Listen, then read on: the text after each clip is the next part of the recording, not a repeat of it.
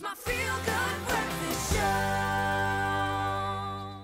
Oh, welcome back to it. It is your feel-good breakfast show. It's Expresso live on SABC3. Beautiful Thursday morning. Thanks so much for joining us this morning. Now, Western Cape-based business owners Megan and Julia, they discovered they had contracted the coronavirus early in March, that's last month, after returning from a holiday in Switzerland. Now, the women were among the first 50 confirmed cases of COVID-19 in South Africa. They went on to create a blog and social media page called Living Corona Positive, where they documented their whole experience with the virus and even shared the news that they were coronavirus free, everybody. And Megan from Living Corona Positive joins us this morning via video call. Megan, good morning. Thank you so much for making the time. No problem. Hey, guys. Megan, let's start here. How did you discover that you had COVID-19 and how did you likely contract the virus? Well, I think that we contracted the virus in a very busy pub when we were overseas. And how we discovered that we had the virus, well, we were already sick. We had very flu-y symptoms, and we just thought that we had flu or a cold. But when we got back to Cape Town after being overseas, my brother just had a sort of gut feeling and wanted to go and get tested. And I kind of thought he was being a drama queen. I was like, there's no ways this is corona. And 24 hours later, we got a call to say that he'd been tested positive, and we were absolutely shocked. And because we'd been together in close proximity for 2 weeks, we immediately assumed that we were positive too, got a test the next day, and it turns out all 5 of us were corona positive. You got to tell me, what went through your mind when you first found out that you tested positive? What did you think? You know, it was crazy. It was very scary, simply because it was becoming something that everyone was talking about globally, but simultaneously no one really understood or knew what it was about, like firsthand. So I don't think we really knew what to think. I think it took me like 2 days to sort of wrap my head around it and even start telling my friends.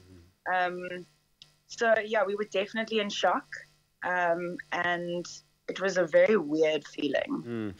Yours is quite a story. I mean, you've got your entire family that contracted the virus. Were the symptoms the same for everyone in your family? No, definitely not. I mean, they ranged from Julia, who had 1 day of headaches and feeling sort of under the weather.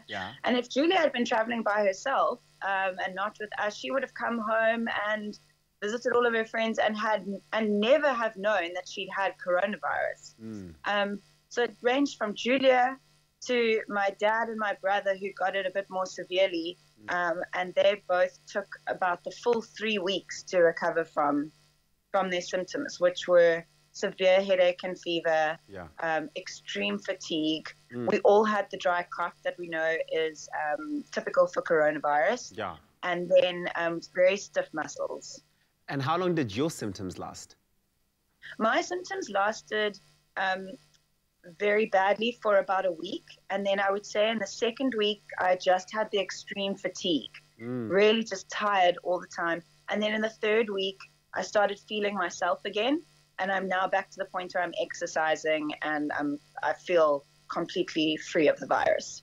And the thing, Megan, is that it's very easy to brush it off as being normal. I mean, you've just come back from a holiday. You might think that you're exhausted because you've been traveling, and you're seeing these flu-like symptoms, so you probably think it's the change of weather dynamics from Switzerland to South Africa. Meanwhile, here you are coming out testing positive for COVID-19. Okay. But you were the first, amongst the first 50 people you know, to be announced or sort of, you know, tested positive in South Africa.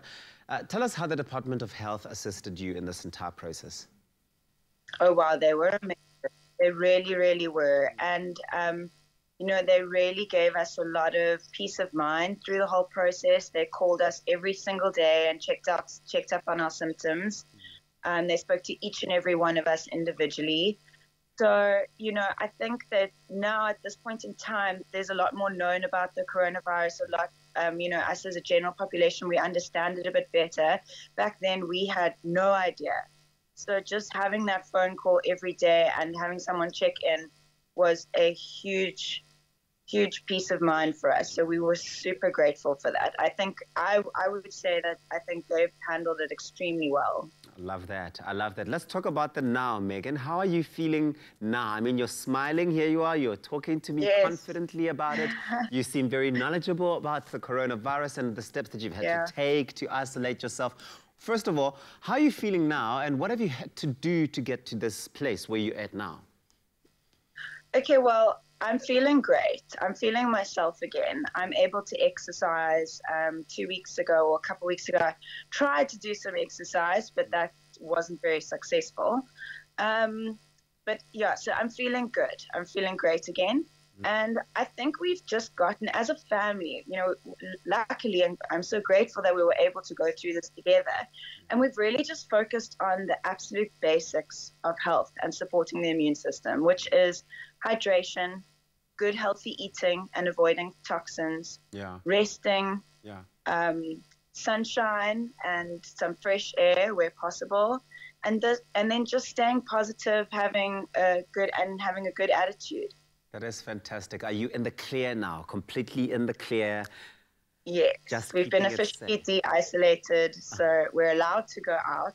I love it. Unfortunately, there's lockdown preventing us from doing that. Yes, but better days are coming, Megan. Better days are coming. Thank you so much. And I'm very fortunate to be with my family right now. That is the beauty of it all, is that we can connect with families, and sometimes that is really all you need when you are going through a tough time like that, to be able to have people around you that remind you of just the pleasures of life and the goodness of it all. Thank you so much for sharing your story with us, Megan.